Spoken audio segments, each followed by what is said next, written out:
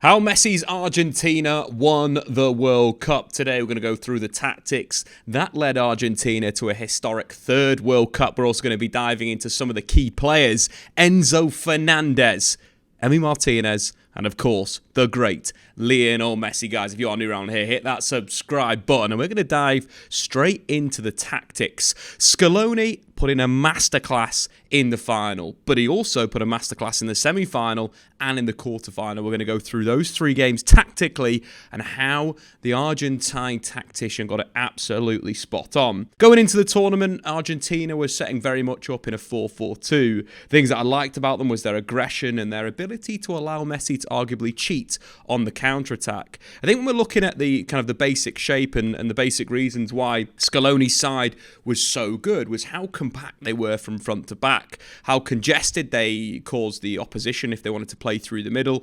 Some real good tactical acumen from Scaloni. So just taking a look at a few different clips and ideas of this Argentine side, when they played 4-4-2 or when they played 4-3-3 in this tournament, they defended in a 4-4-2 shape. So independent of how they attacked, they dropped back two banks of four, allowing Messi to sit higher at the pitch. Of course, Julian Alvarez, one of the best young players at the tournament, put in the hard yards, put in that defensive work rate. We'll see some of his pressing later on in the video today, but as well, not only pressing, but dropping back onto the opposition's defensive midfielder or nominal playmaker in that deeper area. Here's a clip from the Argentina-Croatia game. You can see Alvarez moving on to Kovacic, putting the pressure and allowing the Argentine midfield to step up and engage, this time through Enzo Fernandez. But again, the characteristics of the shape, they compacted the midfield really well. They became very narrow when the opposition had the ball, but also they played with a super high line. Two factors that's going to make you successful in football. So let's go through the run to the World Cup final. Argentina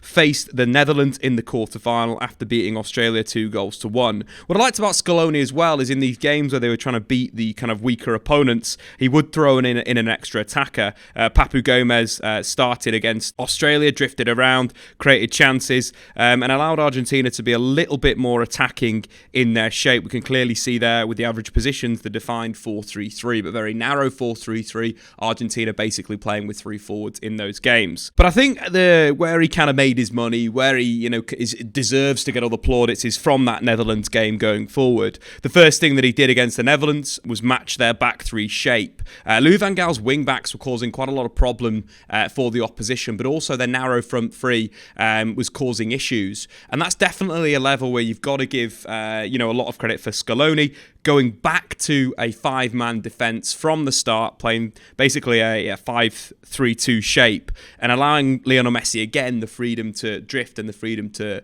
kind of get on the ball and create. And arguably, in this game, the Netherlands had a lot of the ball, but they couldn't do anything with it. And I think that compact defence, but also having the likes of Enzo Fernandez in midfield with McAllister really worked well. Players that have done really well in the tournament for Argentina. But simply just bringing in Lautaro Martinez, dropping him to the left-hand side, getting Otamendi in that kind of centre-back position, playing with the back five. Enzo into the middle, but pressing really high, but tactically very fluid and flexible. And I think the big thing is it allowed Lionel Messi to drop off the line and get into a number 10 area. And of course, that resulted in one of the best assists of the tournament. No, I'm not talking about Messi versus Gvardiol. I'm talking about his assist coming in from that right-hand side and then the through ball to Molina. Again, a moment that really opened up the game and allowed Argentina to sit a bit deeper and then play in the transition. We knew that Argentina can do that as soon as they grab a goal, so comfortable in that area. But giving the freedom to Messi to drop and get on the ball, to play make whilst, having the attacking depth of Julian Alvarez and, of course, Molina from right wing back moving inside to create one of the best goals of the tournament. Brilliant through ball from Lionel Messi. But again, the system created that problem for the Netherlands. Moving forward to the Croatia game, again, another 11, another tactical setup. This time more of a narrow 4-4-2 than the 3-5-2 that we saw previously. Again, Paredes joining the team, dropping into defensive midfield, pushing Enzo Fernandez, slightly higher in more of a box-to-box role. But the makeup of the team kind of very similar. I think one thing that I liked about this game was the ability of Argentina to kind of play through the lines. We knew that Croatia were going to come and dominate the football. They did that against Brazil so well in central midfield. But what Argentina did in terms of attacking sense, they kind of moved to a little bit of a diamond. What we saw with McAllister is him moving to number 10, and both De Paul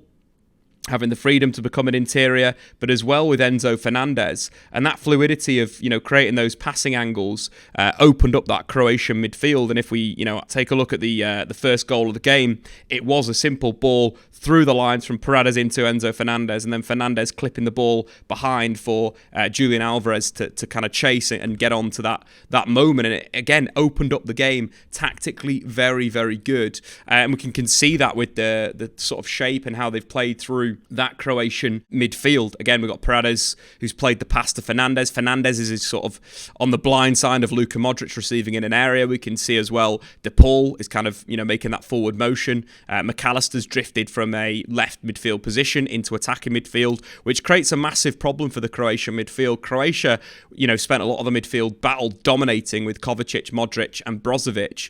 But with the slight tactical tweak from Scaloni, opening up a little bit of a diamond in certain moments of the game, creates this brilliant opportunity with Enzo Fernandez in between the lines, one of the best young players at the tournament, ball over the top. Argentina get in behind and score that first goal. Enzo Fernandez was the standout young player of the tournament, deserved. Only Messi played more progressive passes for Argentina than Fernandez. Fernandez played the most passes for Argentina into the final third. He had 4 goal-creating actions, which was only bettered by Lionel Messi. He won the most tackles for Argentina. But I think the thing that I liked about him is that he played multiple roles. So this is a game where he played as a bit of a box-to-box midfielder in a very much a narrow 4-4-2 shape. Again, we can see the 2 interiors. The tactical side of this is absolutely fantastic and a big reason why Argentina won the World Cup. I think they were tactically probably the best side at the tournament in terms of the flexibility, in terms of Scaloni adapting versus his opposition. But back to Enzo Fernandez. So we saw him play that role in the tournament. We saw him playing as a holding kind of midfielder versus the Netherlands in that 3-5-2, very much playing sitting in front of the defence, screening, but also getting on the ball. We saw him play a more advanced role against Poland. Again, kind of started off as a defensive midfield position, but then he moved higher up the pitch as the game moved forward, as Paredes came on, and definitely deserves that young player of the tournament award. He was absolutely fantastic versus Croatia, played very, very well against France as well. And you look at the goal that Argentina scored in extra time, Enzo Fernandez involved with Lionel Messi and Lautaro Martinez.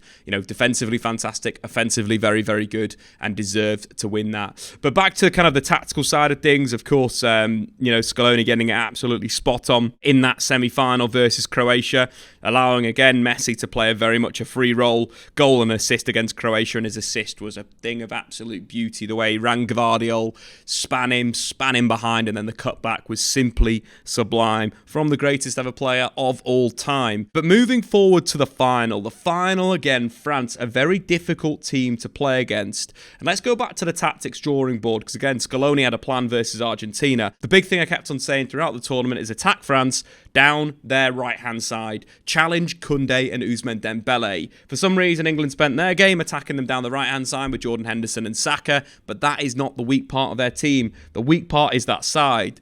And of course, in the press conferences, Scaloni was saying Angel Di Maria, not going to be fit, going to only play on the bench. But what we saw from the starting lineups was Di Maria from the start on the left wing, which I thought was absolutely perfect for the role that he needed to play in this final. The big thing, as we mentioned, isolating that right-hand side, dribbling at Koundé, dribbling at Ousmane Dembele. That was the big thing for Argentina to basically create overloads on that left-hand side through Lionel Messi feeding Di Maria, or one of the midfielders feeding Di Maria. He had an absolute field day on the left wing. The assist was, a really good bit of 1v1 play. Beat Dembele, got goal side of Dembele. Dembele took him out, won the penalty. Messi slotted it. But tactically, I thought that was absolutely superb. And when we kind of reflect on the final and how well Angel Di Maria played, scored his 11th goal in the final. He's been directly involved in 13 goals in finals for, in European football and for Argentina in 28 games, which is an absolutely brilliant record. But the way that he held the width really caused France problems.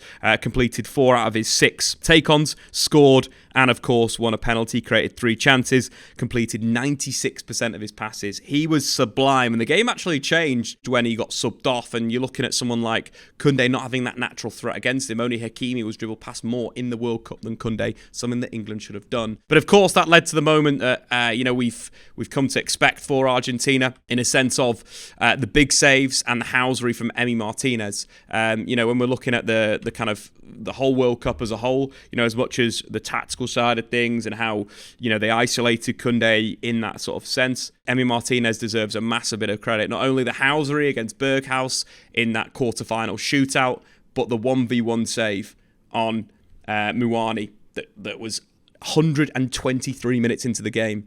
Brilliant save.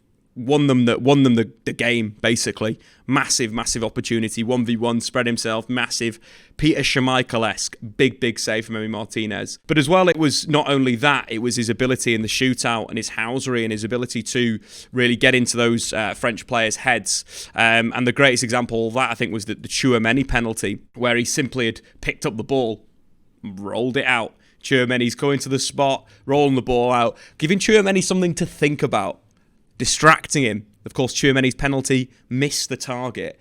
And these little things is why Argentina win the World Cup. These slight advantages that's created by a brilliant 1v1 save, that's created by bouncing the ball away from Berghaus, that's rolling the ball away from Tchouaméni, that's celebrating, that's dancing. It's getting into the heads of the opponent. That is so crucial on these big stages in the World Cup for Argentina. Martinez went on to make 1 penalty save as well in the game, which obviously won Argentina the match, which moves on to the great Lionel Messi. The biggest reason why Argentina won the World Cup was Lionel Messi. His record at the World Cup was absolutely disgraceful. Most key passes, most progressive passes for a forward, most shots on target, most goals plus assists, highest expected goals, most through balls, most penalty scores, and most assists. Messi became the first player to score in the round of 16, quarterfinal, semi-final, and final of a single World Cup tournament. Only 5 players in the history of football have won the Champions League, World Cup and the Ballon d'Or. Messi joins the list of Zinedine Zidane, Ronaldinho, Kaká and Rivaldo.